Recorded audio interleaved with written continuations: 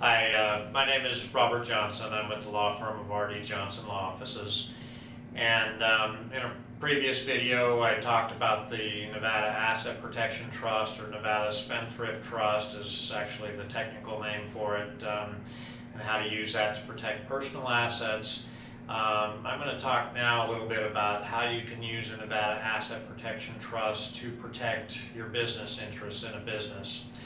And here we've got the scenario with an LLC, and I talked also in another video about protection that LLCs have. Generally, an LLC is the best business entity to use for asset protection reasons. Corporations actually have some good protection in Nevada as well, but in other states, your personal stock ownership interest in a corporation is vulnerable to an attack by a judgment creditor, where they can actually seize your stock and become the shareholder of your corporation. With an LLC, it's got some protection. We talked about charging order protection, but this is going above and beyond just the charging order protection, where, as we discussed with an LLC alone and a judgment creditor that has a judgment against you, you're really kind of at a stalemate with the judgment creditor, with the charging order protection, and with you not being able to get your money out of the LLC to yourself where you need it to use it. It's tied up in the LLC as long as that judgment is in place, and or the charging, well, not and or, but and a charging order possibly. Now, if you have an asset protection trust own your interest in your LLC, or even your corporation, if you have a corporation already, instead of owning it individually, and you end up with a judgment creditor against you personally, there's no charging order that applies against the LLC, or even a Nevada corporation that has charging order protection as well. Again, only state in the union that has that kind of protection. But the asset protection trust in this scenario would enable you, if you have a judgment against you, to still distribute those profits from the LLC into the trust, where it can be used for your benefit. Now, again, we talked about in the other video, if you have a judgment against you, pardon my writing, the judgment creditor can seize personal assets that you own, but what's in the trust is protected from the judgment creditor. Again, they have to prove that what transferred from you to the trust was fraudulent as to them specifically at the time of the transfer. And if they can't prove fraudulent transfer, they can't get to any asset that's in the trust.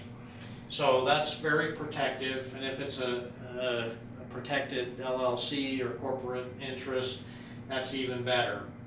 But here, if the profits are coming from the LLC into the trust, then that's not transferring from you, so that shouldn't be subject to a fraudulent transfer. And again, that money comes out into the trust where it can be used for your benefit.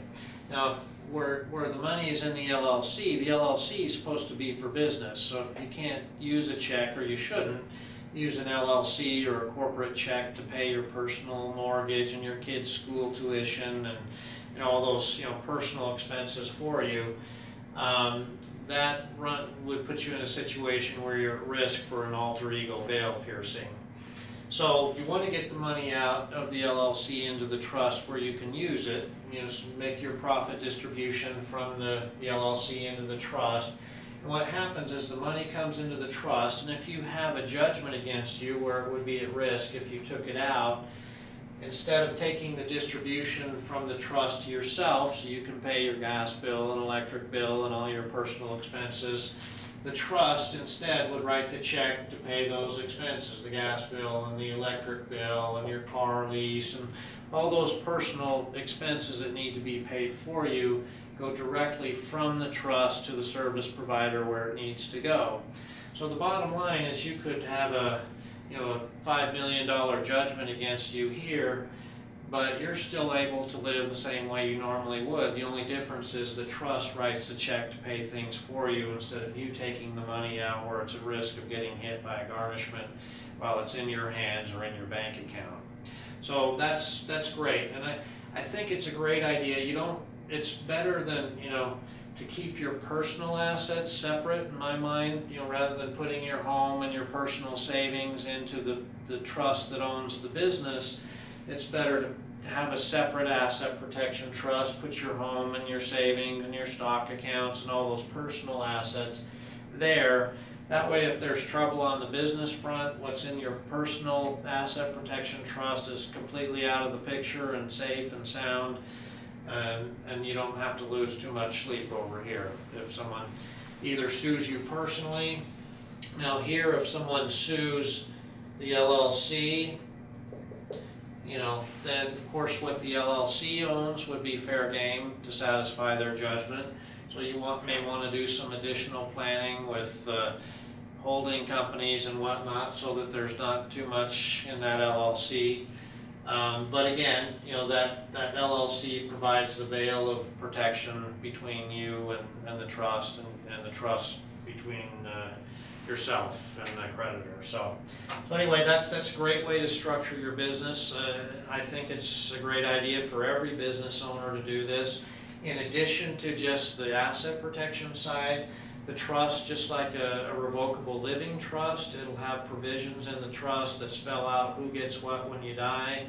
So this would avoid probate of the business interest, which stock ownership in a company or a membership interest in an LLC is an asset that would have to be probated if you owned it individually when you die. So this would avoid that. It spells out the who gets what. It transfers outside of probate without that long wait and expense of the probate proceeding. So it's just a great way to structure the business. And again, preferably keep your personal assets in a separate asset protection trust, your business assets in a business trust. They're the same kind of trust, they just own different things. And there's no limit on how many trusts you can have. A person can have 100 trusts or whatever, there's no limit. So anyway, just a great way to structure your personal and your business assets. Thanks so much for watching. If you go to my website, rdjohnsonlaw.com, it's got some great information on there. And if you look on the website, actually, and you click on the link, what kinds of asset protection strategies should I use? It shows some different illustrations there. It'll give you some different ideas on different ways to structure your businesses and personal assets. So I encourage you to check that out. Thanks so much for watching.